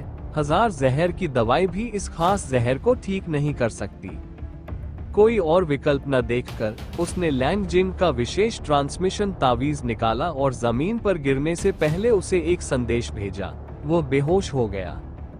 लैंग जिन को दक्ष के आंगन के सामने आने में 5 मिनट भी नहीं लगे।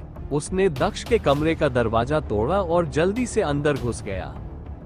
उसने देखा कि दक्ष जमीन पर पड़ा हुआ है। दक्ष को बुखार था और उसे पसीना आ रहा था। ये बेवकूफ, क्या इसने जहर की दवाई इस्तेमाल करने की कोशिश की है? इससे तो जहर और भी असर करेगा, उसने खुद से कहा। उसने जल्दी से अपनी स्टोरेज रिंग से एक गोली निकाली और उसे दक्ष के मुंह में डाल दिया।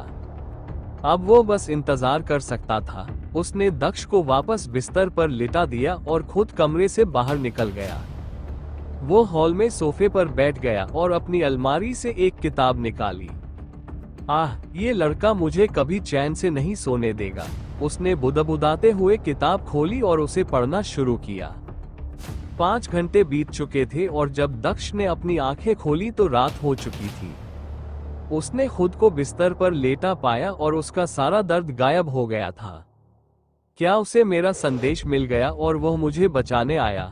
दक्ष ने बड़बड़ाते हुए बिस्तर से उतरकर कमरे से बाहर जाने लगा। जब वो कमरे से बाहर निकला तो उसने लैंग जिन को सोफे पर बैठकर किताब पढ़ते हुए पाया। तुम बेहतर दिख रहे हो, लैंग जिंग ने बिना उसकी ओर देखे कहा। मुझे बचाने के लिए धन्यवाद, दक्ष ने कहा। तुम्हें यह उपचार की गोली कहां से मिली? लैंग जिंग ने सीधे पूछा। कौन सी उपचार गोली? दक्ष ने अनभिज्ञता जताते हुए कहा। मासूम बनने की कोशिश मत करो, मेरे जहर में एक तत्व डार्क मिस्ट फ्लोरा है। उस तत्व की वजह से जहर को ठीक करने वाली गोलियां जहर को और भी ज्यादा शक्तिशाली बना देती है। केवल विशिष्ट मारक ही जहर को ठीक कर सकता है, लैंग जिंग ने कहा। अब मैं सवाल दोहराता हूँ, तुम्हें जहर की गोली कहाँ से मिली? उसने फिर पूछा। चूंकि जहर ठीक करने वाली गोली काम नहीं करती, इसलिए मैं तुम्हें बता दूं, मुझे गोली मिल गई है, दक्ष ने कहा। हालांकि वह लैंग जिंग को ये बताने से नहीं डर रहा था कि वह एक कीमियागर है और उसने स्वयं ही गोली बनाई है, लेकिन वह उसके बाद आने वाले सवाल को लेकर चिंतित था। ऐसा इसलिए था क्योंकि लैंग जिंग अपनी भंडारण अंगूठी नहीं देख सकता था और जब दक्ष को यहाँ लाया गया था तो उसके पास कोई कड़ाही नहीं थी। जब लैंग जिंग कड़ाई के बारे में पूछेगा तो वह जवाब नहीं दे पाएगा, इसलिए उसने कीमिया के बारे में बात न करने का फैसला किया। तुमने इसे पा लिया, है ना? तुम बहुत भाग्यशाली हो, है ना? लैंग जिंग ने चेहरे पर एक मनोरंजक मुस्कान के साथ कहा। अगली बार जब तुम्हें गोली मिले तो उसे मत खा लेना, अगली बार मैं तुम्हें मरने दूंगा, लैंग जिंग ने दक्ष को चेतावनी दी। इसके अलावा आपको चिंता करने की जरूरत नहीं है, मैंने मानगू को एक काम से भेजा था, इसलिए उसने हमारी छोटी सी बातचीत नहीं सुनी, लैंग जिंग ने जाने से पहले कहा। वैसे भी तुम्हें मजबूत बनने पर काम करना चाहिए, जल्द ही तुम्हारे लिए काम पर लगने का समय आ जाएगा, लैंग जिंग ने कहा। रुको, वो जाने ही वाला था कि दक्ष ने आवाज लगाए। मुझे अपना शैतान शिकारी जानवर और अपनी तलवार वापस चाहिए। तुम्हारे पास पहले से ही मेरे अंदर एक असाध्य जहर है, तुम्हें किसी बंधक की जरूरत नहीं है, उसने कहा। ये सच है कि मुझे किसी बंधक को रखने की जरूरत नहीं है, लेकिन मैं उसे अभी भी कुछ समय तक अपने पास रखूंगा। जब भविष्य में तुम मेरा काम पूरा कर दोगे तो तुम्हें वह वापस मिल जाएगा, लैंग जिंग ने कहा। जहां तक तुम्हारी तलवार की बात है, तुम उसे वापस ले सकते हो, यह अच्छी है, लेकिन मेरे लिए काफी नहीं है।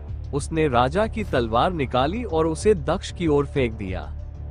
अजीब बात यह थी कि जब भी दक्ष तलवार का इस्तेमाल करता था तो तलवार के साथ हमेशा एक तलवार की आभा होती थी, लेकिन जब लैंग जिंग ने इसे बाहर निकाला तो कोई आभा नहीं थी। क्या तलवार अपनी आभा छिपा रही है? ऐसा तभी संभव है जब उसमें कोई आत्मा विकसित हो गई हो, दक्ष ने तलवार पकड़ते हुए सोचा। लैंग जिंग बिना कुछ कहे वहां से चला गया। वापस स्वागत है मेरे दोस्त, दक्ष ने बड़बड़ाते हुए कहा जब उसकी नजर तलवार की तीखी धार से गुजरी। अपने कमरे में वापस जाते समय उसने तलवार को अपनी प्राचीन अंगूठी के अंदर रख दिया। उसने कमरा बंद करने की कोशिश की, लेकिन उसे पता चला कि आधा दरवाजा गायब था। वो अनुमान लगा सकता था कि क्या हुआ था, लेकिन फिर भी उसे अजीब लग रहा था। सौभाग्य से उस जगह पर और भी कमरे थे। वो दूसरे कमरे में चला गया और दरवाजा बंद कर लिया। वो बिस्तर पर बैठ गया और उसने जुन को आवाज लगाई। ऐसा लगता है कि अब समय आ गया है कि तुम मुझे ये बताओ कि तुम क्यों चाहते थे कि मैं किसी भी कीमत पर सांप सम्राट को पकड़ूं? उसने कसुन से पूछा जो उसके पास बैठा था। इसके 3 कारण हैं। सबसे पहले, स्नैक मोनाक का रक्त वंश बहुत पुराना है। इसमें अंधेरे के एक देव जानवर प्राचीन सांप का रक्त वंश है। अगर यह अपने प्राचीन रक्त वंश के 1% को भी जगाने में सफल हो जाता है तो ये भविष्य में आपके लिए बहुत मददगार साबित होगा। इसकी ताकत कई गुना बढ़ जाएगी। जब इसकी ताकत अभी भी कमजोर थी तब इसे पकड़ने का ये सबसे अच्छा अवसर था, जुन ने समझाया। दूसरा कारण भी आपके अपने भले के लिए है। दानव सम्राट एक ऐसी प्रजाति है जो लगभग विलुप्त हो चुकी है, लेकिन यह एक ज्ञात तथ्य है कि यदि कोई दानव सम्राट को खोजने और उसे वश में करने में सफल हो जाता है तो उसे कई और भाग्यशाली मुठभेड़ें मिलेंगी। इसीलिए दानव सम्राट को महान भाग्य का जानवर भी कहा जाता है, उसने आगे कहा। काफी दिलचस्प है। मुझे कभी नहीं पता था कि एक जानवर इतना उपयोगी हो सकता है। दक्ष ने चेहरे पर आश्चर्य के भाव के साथ कहा। उन्होंने पूछा, तीसरा कारण क्या है? तीसरा कारण? ये तो बस मनोरंजन के लिए है। मुझे आपकी उत्साही चर्चाएं देखना अच्छा लगता है, जुन ने कहा और वो हंसने लगी। उसकी हंसी के मोती उसके कानों में गूंज रहे थे और एक सुंदर धुन की तरह लग रहे थे। तुम्हें पता है, जब तुम हंसती हो तो तुम बहुत खूबसूरत लगती हो, दक्ष ने उसे देखते हुए कहा। तुम फिर फालतू बात कर रहे हो, उसने हंसना बंद कर दिया और चिढ़कर कहा। मैं मजाक नहीं कर रहा हूँ, मुझे हमेशा से यह पता था, लेकिन मुझे अभी यह कहने का मन हुआ, शायद इसलिए क्योंकि मैं कोई भावना छिपाना नहीं चाहता। अब से मैं हर किसी के साथ ईमानदार रहूंगा। मैं अपने कार्यों को सीमित करके अपने दिल के दानव को और ताकत नहीं दूंगा, दक्ष ने कहा। दिलचस्प है, तो तुमने दुनिया के सामने खुद के प्रति सच्चे होने का फैसला किया है। खैर, मैं तारीफ स्वीकार करूंगा। ये रानी आखिरकार सुंदर पैदा हुई है, जुन ने गर्व भरी मुस्कान के साथ कहा। हा हा हा हा, यह अच्छी बात है कि तुम्हें पता है, दक्ष अपनी हंसी रोक नहीं सका। वैसे क्या तुम्हें नए गोले के बारे में कोई सुराग मिला? उसने पूछा। थोड़ा सा, ये हमारी सीमा से 1000 मीटर के भीतर होना चाहिए।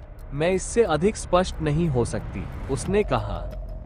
1000 मीटर की रेंज? जहां तक मुझे पता है, इस क्षेत्र में बहुत सारी चीजें हैं। कुछ शिष्यों के आंगन, रैंकिंग हॉल और स्किल हॉल है, इसलिए ओब उन जगहों में से एक में होगा। जब तक कि यह भूमिगत ना हो, खोजे जाने का इंतजार कर रहा हो। उन्होंने कहा, इसे भूमिगत नहीं होना चाहिए। आप इस बारे में कैसे आश्वस्त हो सकते हैं? उन्होंने पूछा। खैर, बात यह है कि ये गोले खोजे जाने के लिए बने हैं। जब तक वे कब्रों या कालकोठरियों में न हो, वे हमेशा खुले में ही रहेंगे, उसने कहा। आशा करते हैं कि ऐसा ही हो, उन्होंने चेहरे पर विचारमग्न भाव के साथ कहा।